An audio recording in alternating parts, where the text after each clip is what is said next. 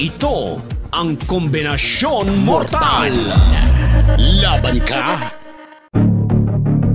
Naisip mo na ba ang magiging buhay sa Pilipinas kung may niebe o snow? Tiyak na malaking pagbabago ang mararamdaman ng bawat Pilipino. Ang isang bansang kilala sa init ng klima at tropikal na panahon ay biglang magkakaroon ng kakaibang anyo at pamumuhay. Una, ang mga tahanan ay kailangang baguhin upang makayanan ang lamig. Sa halip na pawid, yero o simpleng simento, mas kakailanganin ang makakapal na dingding, insulasyon at mga heater upang mapanatili ang init sa loob ng bahay. Ang mga kasuotan ng mga Pilipino ay magbabago rin, mula sa mga manipis na damit, shorts at tsinelas tungo sa makakapal na jacket, guantes at bota. Pangalawa, malaking epekto ang mararamdaman sa kabuhayan. Ang agrikultura na nakasanayan tulad ng pagtatanim ng palay, niyog at saging ay hindi na magiging posible sa ilalim ng malamig na klima. Maaaring matutong magtanim ang mga Pilipino ng mga pananim na angkop sa malamig na panahon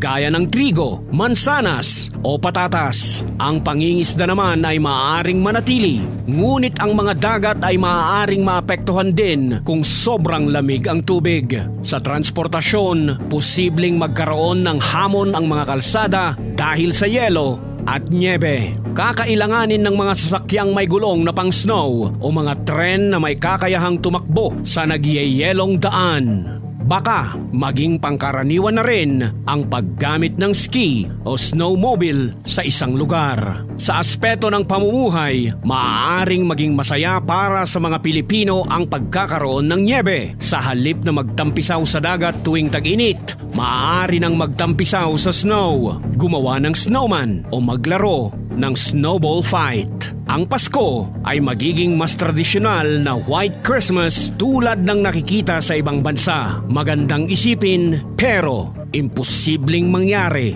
dahil batay sa mga siyentipikong pag-aaral at geographical na katotohanan, imposibleng makaranas ng tunay na niebe ang Pilipinas dahil sa mga sumusunod.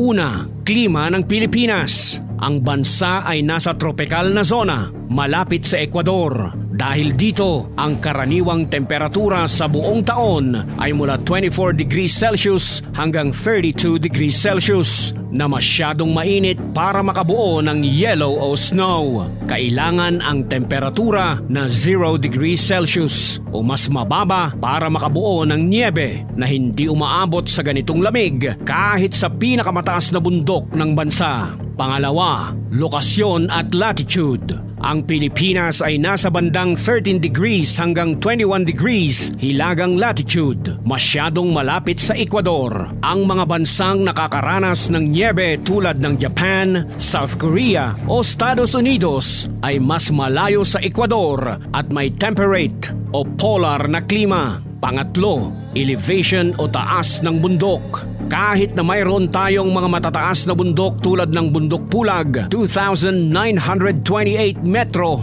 ang karaniwang temperatura dito ay nasa 5 degrees Celsius hanggang 10 degrees Celsius lamang. Sa pinakamalamig na buwan, hindi pa rin ito bumababa ng sapat para magkaroon ng snow. Ang pinakamababa ay hamog o frost lamang, hindi totoong niebe. Nakakalungkot malaman ito kung gustong-gusto mo talagang maka-eksperyensya ng snow sa Pinas. Pero huwag masyadong mawalan ng pag-asa dahil ito ang tatlong mga pwedeng paraan na maka-eksperyensya ka pa ring makahawak ng snow. Una, artipisyal na niebe. Sa mga theme parks o pasyalan tulad ng Snow World sa mga mall, gumagamit ng makina para gumawa ng snow effect. Bagamat hindi natural, ito ang pinakamalapit na karanasan sa niebe. Pangalawa, pagbabago ng klima o climate change. Theoretical, kung magkakaroon ng matinding pagbabago sa global climate patterns at bumaba ang pangkalahatang temperatura ng mundo, maaaring maranasan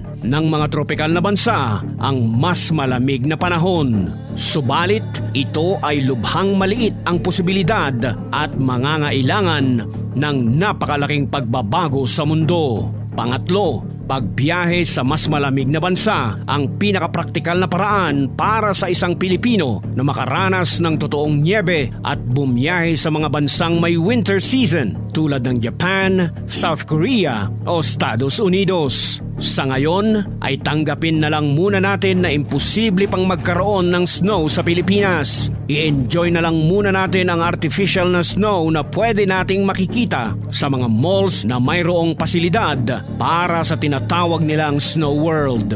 Pero kung gusto talaga natin ng totoong snow ay mag-ipon tayo ng perang panggasta sa ating gagawing bakasyon sa mga bansang mayroong snow. Yan ang pinakamalapit na realidad na pwede nating gawin para masaksihan at mahawakan ang snow na matagal na nating gustong maramdaman. Para maging updated sa ating mga uploaded videos, ay siguraduhin nakasubscribe ka na sa ating channel at na-click ang bell icon. Maraming salamat sa inyong lahat!